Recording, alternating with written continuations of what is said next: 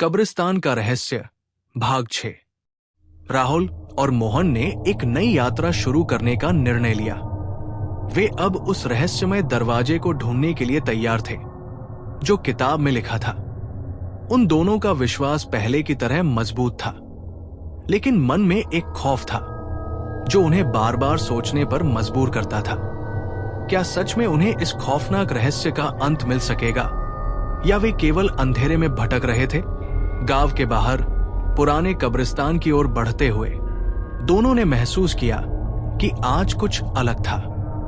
हवा में एक हल्की सी गूंज थी जो उन्हें अजीब सी खामोशी का एहसास करवा रही थी।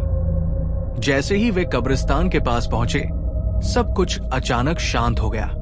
उनके कदम धीरे धीरे उठने लगे और हर कदम के साथ उनका डर बढ़ता जा रहा था।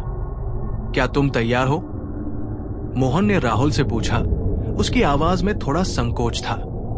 राहुल ने गहरी सांस ली और कहा, हमारे पास अब कोई विकल्प नहीं है, हम इसे खत्म करके ही रहेंगे। वे दोनों कब्रिस्तान के बीच में एक ऐसी जगह पहुंचे जहां पहले कभी नहीं गए थे। ये वही स्थान था जहां उन्होंने पहली बार उस ताकत का सामना किया था। यहां के वातावरण में कुछ अलग था। एक ठंडी घनी सी हवा चल रही थी। अचानक राहुल ने देखा कि जमीन पर कुछ अजीब से निशान थे जो उन्हें उसी रहस्यमय दरवाजे तक ले गए। ये वही जगह है, राहुल ने कहा, यहां हमें वह दरवाजा मिलेगा। अचानक जमीन के नीचे एक गहरे गड्ढे में हल्का सा प्रकाश चमकने लगा। ये वही प्रकाश था जो किताब में था। दोनों डर के बावजूद उसके पास पहुंचे और देखा कि गड्ढे के नीचे एक पुराना जंग लगा हुआ लोहे का दरवाजा था जो आधा खुला था।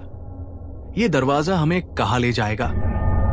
मोहन ने हड़बड़ी में पूछा, लेकिन राहुल चुप था। उसकी आंखों में एक रहस्य था जिसे वो भी पूरी तरह से नहीं समझ पा रहा था। उन्होंने एक दूसरे को देखा और तय किया कि अब वे इस दरवाजे को खोलेंगे, चाहे जो भी हो। राहुल ने झिझकते हुए दरवाजे को खोला और जैसे ही उन्होंने इसे खोलने की कोशिश की, एक जोर का धमाका हुआ।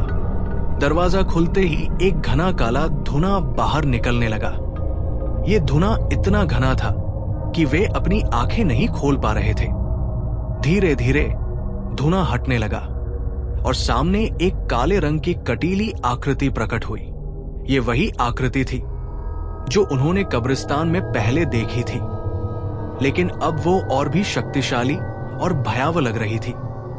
उसकी आंखों से आग निकल रही थी और उसका चेहरा विकृत हो चुका था।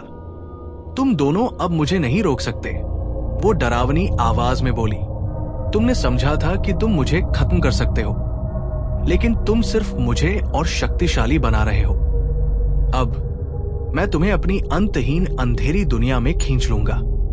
राहुल और मोहन ने एक दूसरे की आंखों में देखा। अब वे जान चुके थे कि ये लड़ाई उनकी मानसिकता, उनके विश्वास और उनके भीतर के डर से थी। वे डर से नहीं भाग सकते थे, क्योंकि ये डर अब उनका सामना करने का समय था। हम तुमसे नहीं डरते, राहुल ने साहस से कहा। तुम्हारा खेल अब खत्म हुआ। ये सुनते ही आकृति ने जोर से हंसी उड़ाई। तुम सोचते हो कि तुम मुझे समाप्त कर सकते हो? तुम्हारे भीतर जो डर है वही मेरी शक्ति है। तुम मुझे कभी नहीं हरा सकते। लेकिन इस बार राहुल और मोहन में एक दृढ़ता थी जो पहले कभी नहीं थी। उन्होंने हाथों में वो पुरानी किताब पकड़ी और एक बार फिर वही मंत्र पढ़ने लगे जो पहले उन्होंने इस्तेमाल किया था। मंत्र की ध्वनि अब पहले से कहीं ज्यादा मजबूत थी और उनके दिल में एक नया साहस था। आकृति ने जोर से चिल्लाकर कहा, तुम फिर से वही गलती कर रहे हो। यह तुम्हारा अंत होगा। लेकिन इस बार वो शक्तिशाली आकृति धीरे धीरे कमजोर होने लगी। मंत्र की शक्ति अब उसकी घातक ऊर्जा को नष्ट करने लगी थी। उसके चेहरे का विकृत रूप पहले से भी अधिक गहरे धुंध में बदलने लगा और फिर एक अंतहीन चीख के साथ वो पूरी तरह से गायब हो गई। राहुल और मोहन खड़े रह गए। उनका चेहरा गहरी थकावट से भरा था। उन्होंने एक दूसरे को देखा और महसूस किया कि अब वे सचमुच मुक्त हो चुके थे। कब्रिस्तान की वो भयावह शक्ति अब खत्म हो चुकी थी। लेकिन जैसे ही वे वहां से जाने लगे, राहुल ने अपनी आंखें घुमाई और देखा कि एक पुराना पत्थर जमीन पर पड़ा था। ये वही पत्थर था जिसके बारे में किताब में लिखा था, जो शक्ति मुक्त हुई है वो कभी पूरी तरह से नहीं खत्म होती। राहुल ने पत्थर को उठाया और देखा कि उस पर एक और गुप्त संकेत था जो अब तक छिपा हुआ था। क्या यह सब सच में खत्म हो गया? मोहन ने कहा। लेकिन राहुल के हाथ में पत्थर को देखकर एक नई चिंता की लहर जागी। इस बार उन्हें एक और रहस्य मिल चुका था जिसे उन्हें अभी तक पूरी तरह से समझना था। क्या वह ताकत सच में खत्म हो चुकी थी या ये फिर से एक नया रूप लेकर लौटेगी? राहुल और मोहन ने कब्रिस्तान से बाहर कदम रखा, लेकिन इस बार उनका मन भारी था। वे जानते थे कि जो कुछ हुआ वो सिर्फ एक शुरुआत थी। दरवाजा खोलने के बाद जो रहस्यमयी आकृति गायब हुई, वो एक असली रहस्य छोड़ गई थी। क्या ये सब सच में समाप्त हो गया था या उनके सामने और भी खौफनाक सच था? राहुल ने हाथ में उस पुराने पत्थर को कसकर पकड़ा था। मोहन ने देखा और कहा, तुम ठीक हो राहुल, तुम्हारी आंखों में कुछ और ही झलक दिख रही है। राहुल ने पत्थर को ध्यान से देखा और उसके ऊपर गहरे धुंधले निशान महसूस किए। वो समझ गया था कि ये कुछ और था, कुछ जो अभी तक पूरी तरह से स्पष्ट नहीं हुआ था। उसने मोहन से कहा, हमें इस पत्थर के बारे में और जानना होगा। ये किसी रहस्य को खोलने की कुंजी हो सकती है। दोनों एक बार फिर से उसी पुराने मंदिर की ओर चल पड़े जहां उन्हें पहले वो किताब मिली थी। राहुल का मन सवालों से भरा था। क्या वो पुरानी किताब सिर्फ एक मार्गदर्शिका थी या वो कुछ और था? क्या वो शक्तियां अब भी उन्हें पीछा कर रही थी? वे मंदिर के अंदर पहुंचे जहां पहले उन्होंने उन रहस्यमय संकेतों को देखा था। राहुल ने पत्थर को ध्यान से देखा और उसे एक प्राचीन पिल्लर पर रखा। जैसे ही पत्थर पिल्लर से टकराया, एक जोर का कंपन हुआ। मंदिर की दीवारों से अचानक एक गहरा आवाज आई और पूरे मंदिर का माहौल बदल गया। दीवारों पर कुछ नए संकेत चमकने लगे जो पहले कहीं नहीं दिखे थे। ये क्या हो रहा है?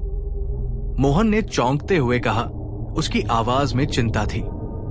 राहुल ने गहरी सांस ली और कहा, यह वही दरवाजा है जिस बारे में किताब में लिखा था। अब हमें एक और रहस्य का सामना करना होगा। तभी पिल्लर में एक दरवाजा खुलने की आवाज आई। ये वही दरवाजा था जो उन्हें अगली चुनौती के लिए तैयार कर रहा था। राहुल और मोहन ने बिना किसी हिचकिचाहट के दरवाजे की ओर कदम बढ़ाया। जैसे ही दरवाजा खुला, एक रहस्यमय सुरंग सामने आई। दोनों ने एक दूसरे को देखा और बिना एक शब्द कहे सुरंग में दाखिल हो गए। सुरंग के अंदर जाने के बाद वातावरण और भी अजीब हो गया था। यहां का अंधेरा पहले से कहीं ज्यादा घना था। अचानक राहुल को महसूस हुआ कि उन्हें कहीं से कोई देख रहा था, लेकिन जब उसने चारों ओर नजर डाली तो कुछ नहीं दिखा। तभी सुरंग के अंदर एक और अजीब सी आवाज आई। ये आवाज पहले जैसी नहीं थी, बल्कि ये मानो किसी ने उन्हें पुकारा हो। राहुल ने मोहन से कहा, तुम सुन रहे हो? मोहन ने सिर झुकाया। हाँ, ये किसी की आवाज लग रही है, पर कहां से आ रही है? वे दोनों धीरे धीरे आगे बढ़े और देखा कि सुरंग के अंत में एक बहुत पुरानी मूर्ति रखी हुई थी। मूर्ति का चेहरा एकदम खौफनाक था और उसकी आंखों से काले धुएं का वलय निकल रहा था। अचानक मूर्ति की आंखों ने मानो उन्हें घूरना शुरू किया। ये क्या है? मोहन ने कहा। उसकी आवाज में घबराहट थी। राहुल ने ध्यान से मूर्ति की ओर देखा और कहा, यह कोई साधारण मूर्ति नहीं है। ये शायद उसी शक्तिशाली आकृति का प्रतीक हो जिसे हम पहले देख चुके हैं। तभी मूर्ति के पास एक और संकेत उभरा। ये वही पुराना संकेत था जो राहुल ने किताब में देखा था। जो शक्ति एक बार मुक्त हुई है वो कभी पूरी तरह से समाप्त नहीं होती। जब तक उसका अगला वार नहीं होता तब तक वो गहरी छाया में चुपचाप इंतजार करती है। मोहन ने चिंता जताते हुए कहा, तो इसका मतलब यह है कि वो शक्ति अभी भी मौजूद है और ये हमारी आंतरिक ताकत से जुड़ी हुई है। राहुल ने गहरी सांस ली और फिर मूर्ति के पास जाकर उसने हाथ में पकड़े हुए पत्थर को मूर्ति के पैरों में रख दिया। अचानक मूर्ति की आंखों से एक तेज रोशनी निकली और पूरी सुरंग में एक अजीब सी हलचल मच गई। एक बार फिर से वही काली धुआं घेरा लेने लगा। ये सब एक सिग्नल था कि अब उनका सामना कुछ और खतरनाक चीज से होने वाला था।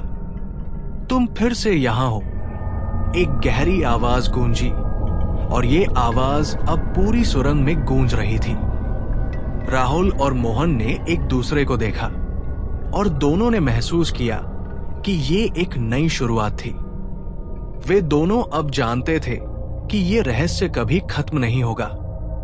ये सिर्फ एक चक्र था जो हमेशा के लिए चलता रहेगा। कब्रिस्तान का रहस्य अधूरा और अनकहा।